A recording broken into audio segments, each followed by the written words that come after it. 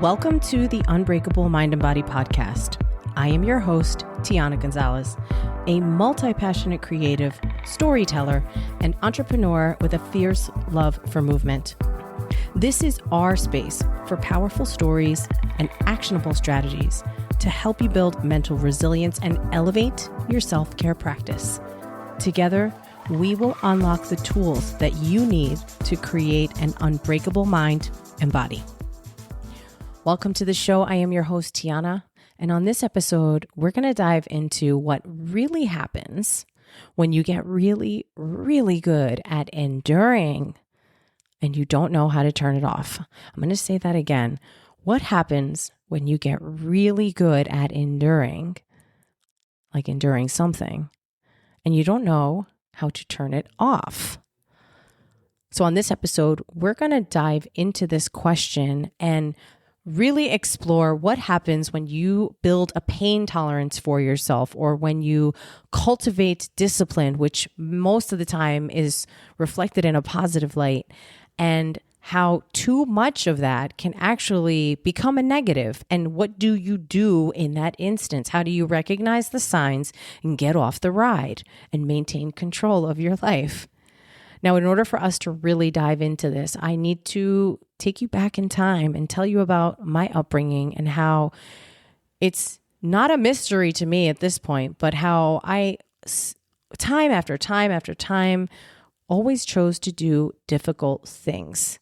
I would always set the bar very high for myself. I would always choose the most difficult thing first. And much to my detriment, I have always been laser beam focused on whatever task or objective or goal or vision that I have set out for myself, almost in a maniacal fashion. Now, I grew up in a karate school, and I don't mean that I took lessons on Saturday mornings and my cute little gi and my belt that I learned how to tie. No. My father owned a traditional Japanese Shotokan dojo, and that was the foundation for my world and for my existence.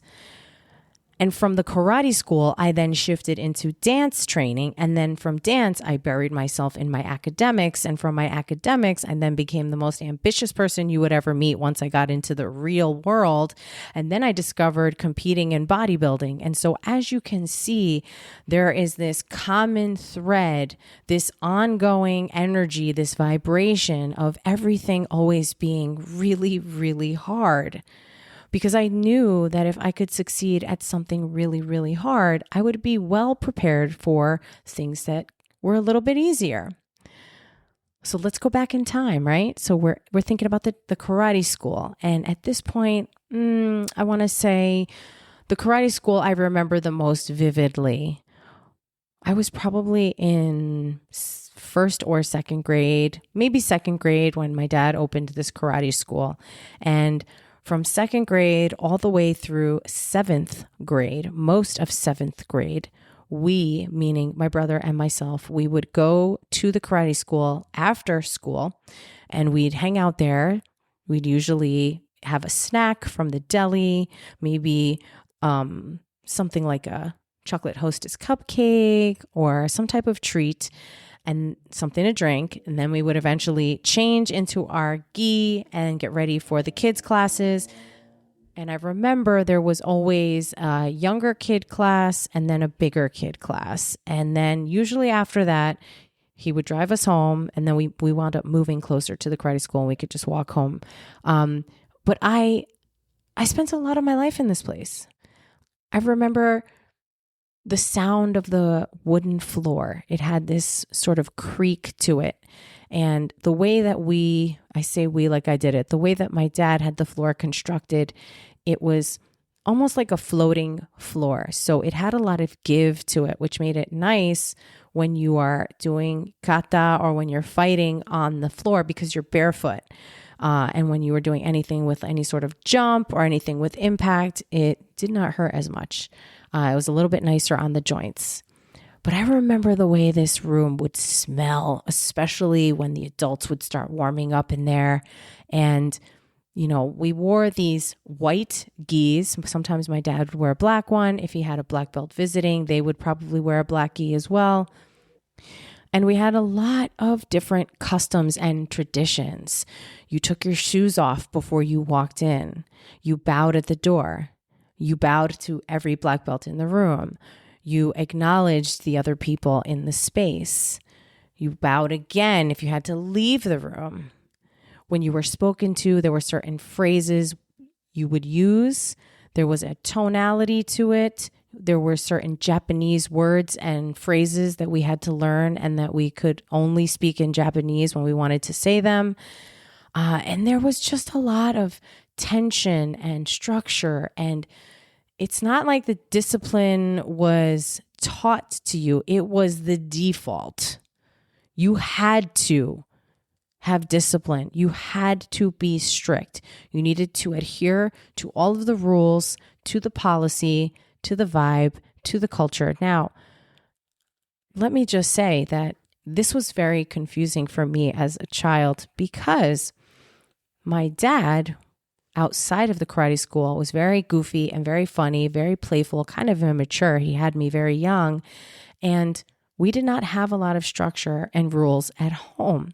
But in the karate school, everything was different.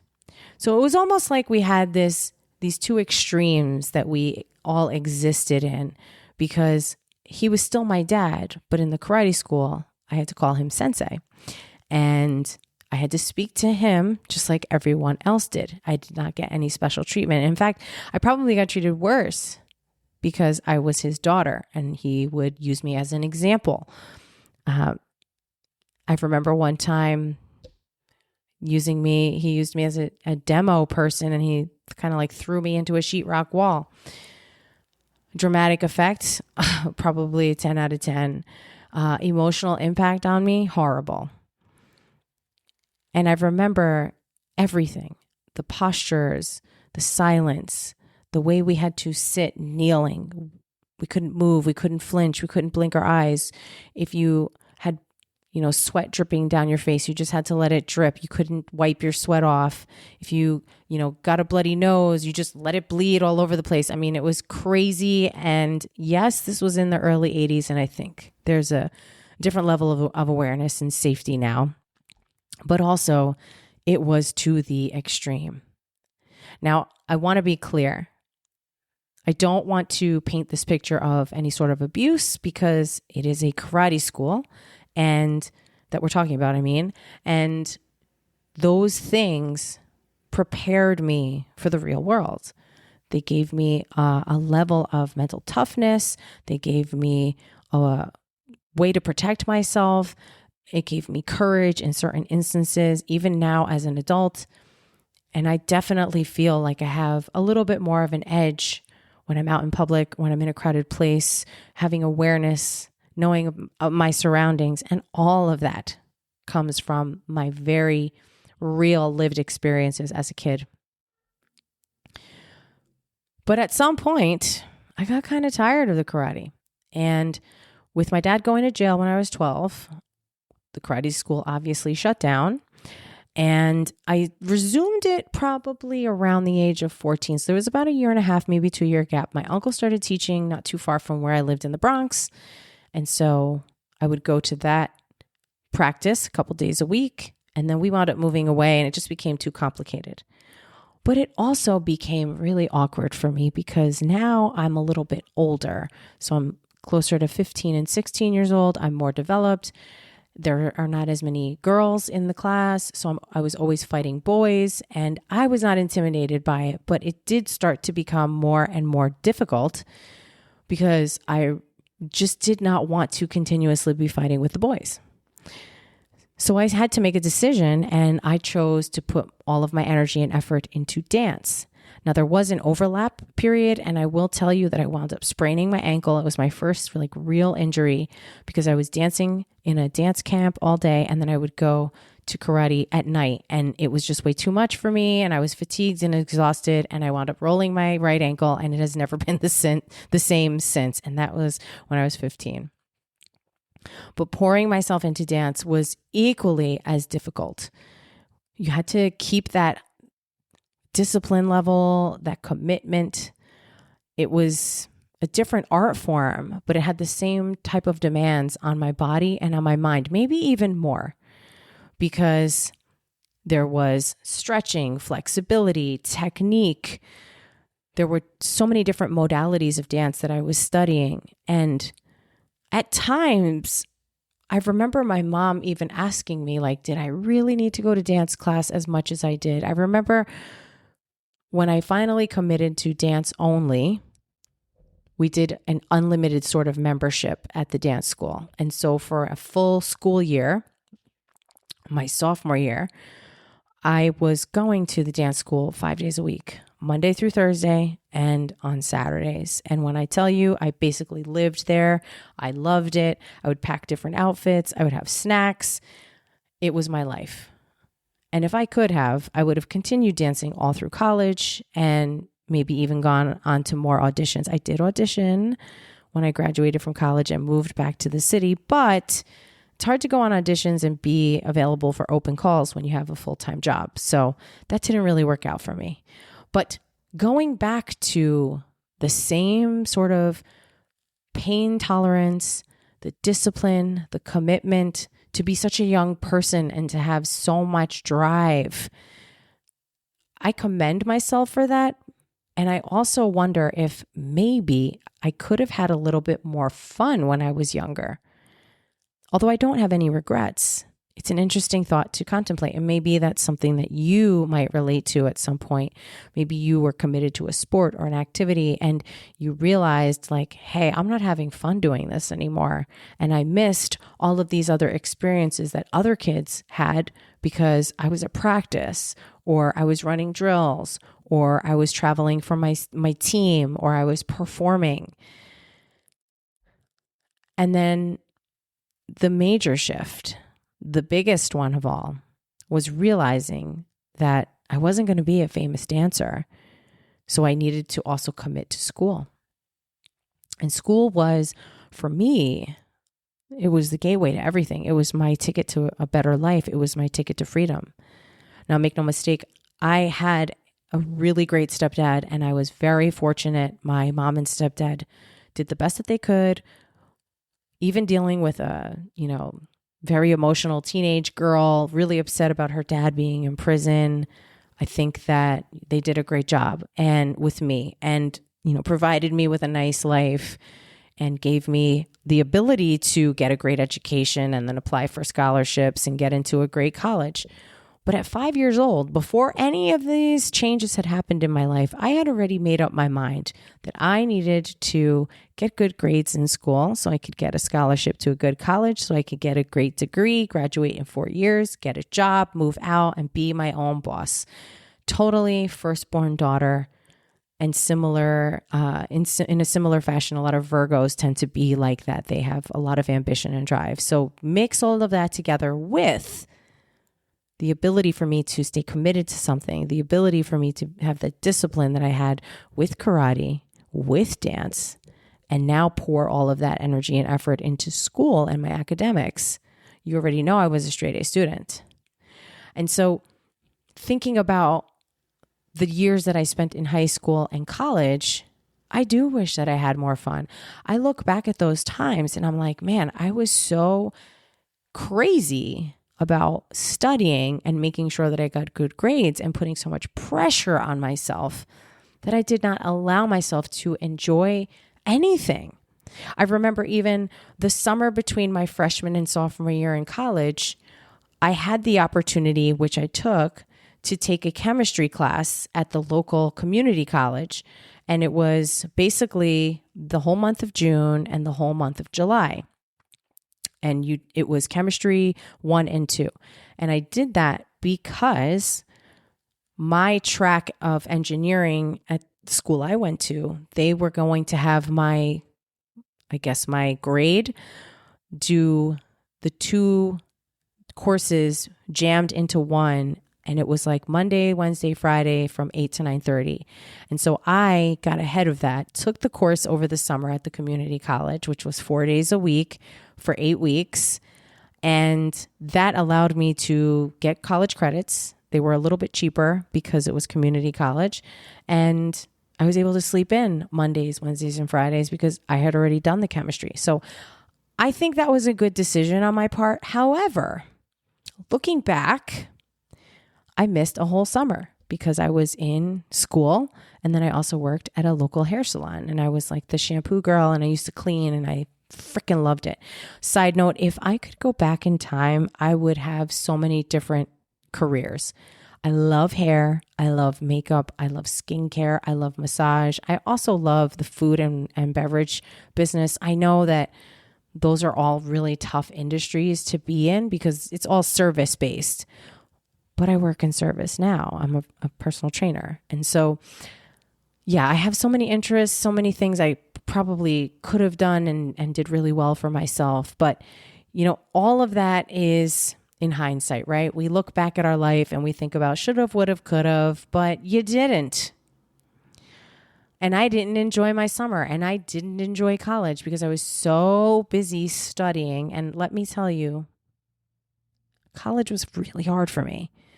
I had to study. I had to be nuts. I had to be a maniac because I was not getting good grades. I barely survived after 4 years getting a mechanical engineering degree. It is probably the most difficult thing I've ever done. And a close second to that is the next thing I wanted to talk about right now, which is bodybuilding. And bodybuilding is something that I discovered towards the end of college, but I knew I was getting myself into some hot water. So I figured, you know what? I'll just work out, but I'm not going to commit to doing any bodybuilding specifically or any, modeling endeavors until that is all said and done. So it was once I got into the real world, once I got out into the workforce and I started making a little bit of money, I got my own gym membership. I eventually got a car, and then I could buy my own groceries, make my own food, go to the gym. I wasn't dancing anymore. I obviously wasn't doing karate anymore either. And now I'm working, and I found my new hobby. So it went from martial arts to dance to bodybuilding with a nice big long break in there. I did dance in college, but it was more of a extracurricular activity that I did twice a week. It wasn't something where I was spending 4 hours in the ballet studio. And I say this long-winded story about all of these really hard things that I chose to do because throughout all of these years, through all of these experiences, I built my pain tolerance. I learned how to just keep suffering. I would punish myself if I didn't get good grades, or I would beat myself up if I didn't remember choreography to a dance routine that I needed to present to my group. Because my extracurricular activity in college, we used to perform every once in a while. And so I was really hard on myself no matter what I did. And there was a part of me that eventually realized, like, girl, the only person torturing you is yourself. So going back to the question that I asked at the beginning of this episode, where I said, what happens when you get really good at enduring something and you don't know how to turn it off? Well, your body is either going to shut down on you and force you to turn it off, or you're going to be faced with a really hard choice and some difficult consequences, and you're going to have to figure it out. So how do you turn it off? And I think for many of us, there's really something powerful about like naming the thing that you did, good or bad, maybe it's neutral, and then looking at it through a different lens, making peace with it, realizing that regardless of if you're happy or upset that you made certain choices in your past, everything you did brought you to this point right here, right now. And it was meant for you. So when you're thinking about life, don't ask for an easier life. Ask for the strength. When you want to achieve something, there's pleasure, joy, excitement, and a level of self-respect that you build in the pursuit of building the thing.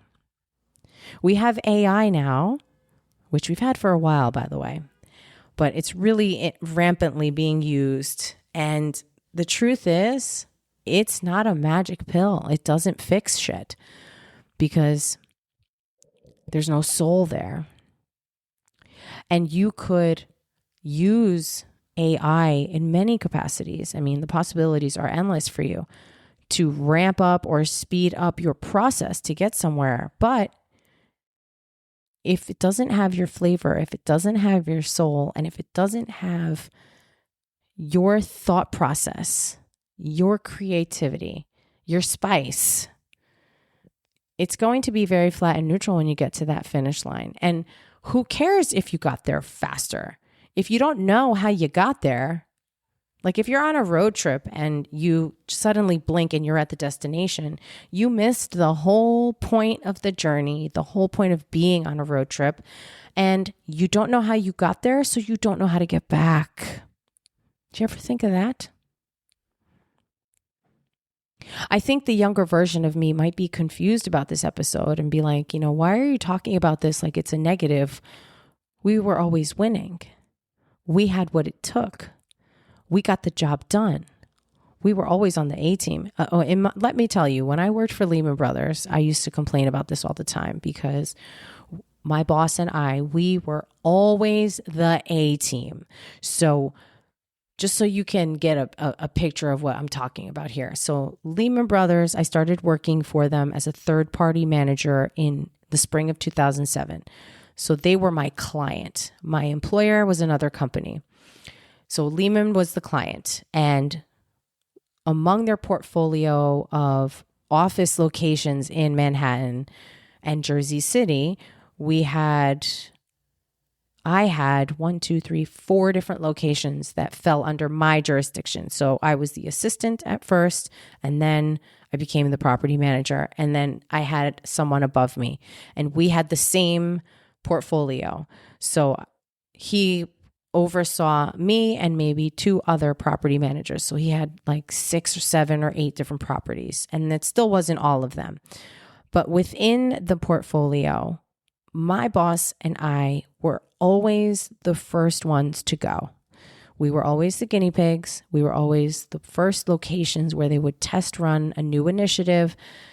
I'll never forget when they brought out these really ridiculous recycling bins. They wanted to roll out a recycling initiative, which of course it's admirable. However, in New York City, back in those times, this was almost 20 years ago, New York City did not separate at collection.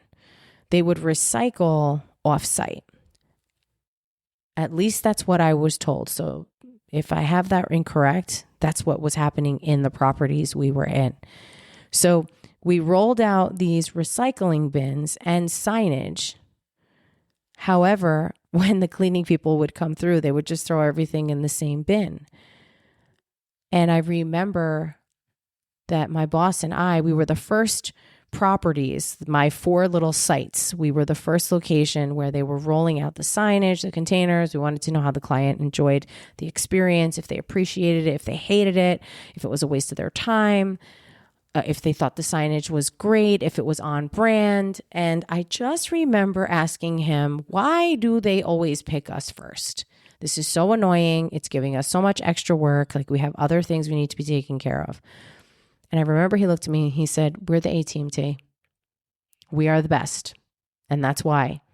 And it is so admirable to be the ones to go first because we're testing it out. We're going to tell everybody the do's and don'ts so that when they roll out their initiative, they can refine the process. So they're learning from all of the bangs, bruises, and mistakes that we're making in our rollout.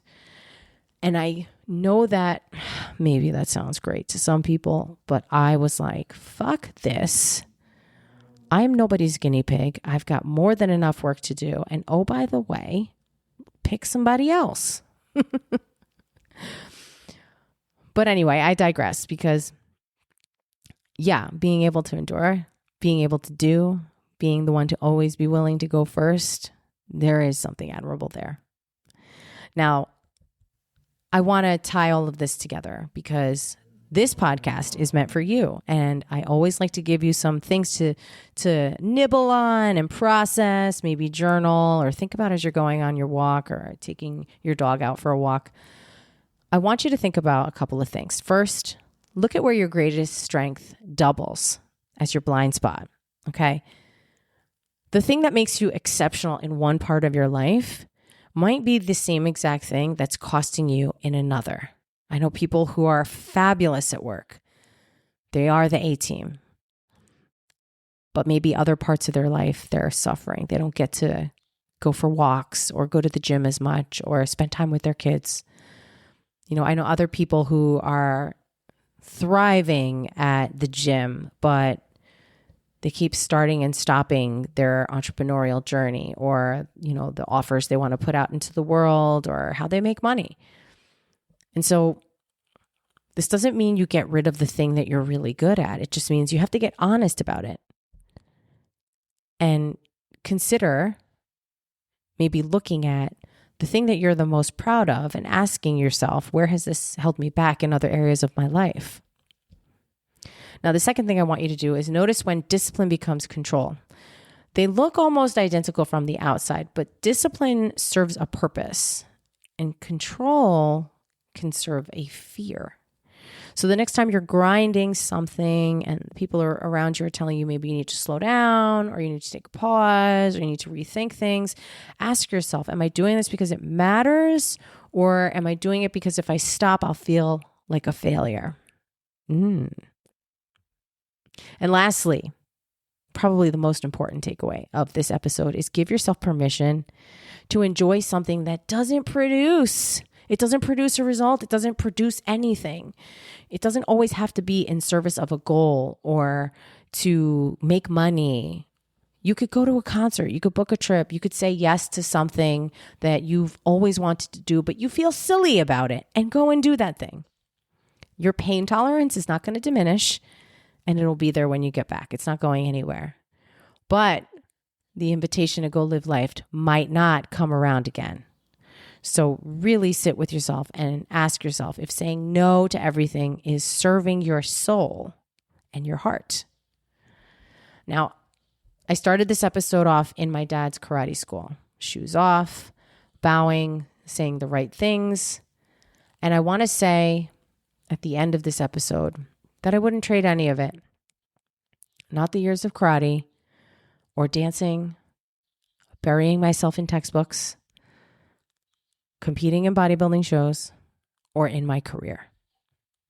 All of those things built me. All of those things have made me who I am today, right now, this very second. And the thing that I'm the most proud of is not the pain tolerance that I have. It's the fact that I learned I don't need to use it all the time. It's knowing the difference between I can endure this, but I don't have to. So if this episode hit home for you, send it to somebody that you know could benefit from listening to this episode. And if you want to get in touch with me, please check the show notes for all of the possibilities and ways to do that. I have a newsletter, I have an Instagram account, and I'll see you on the next one.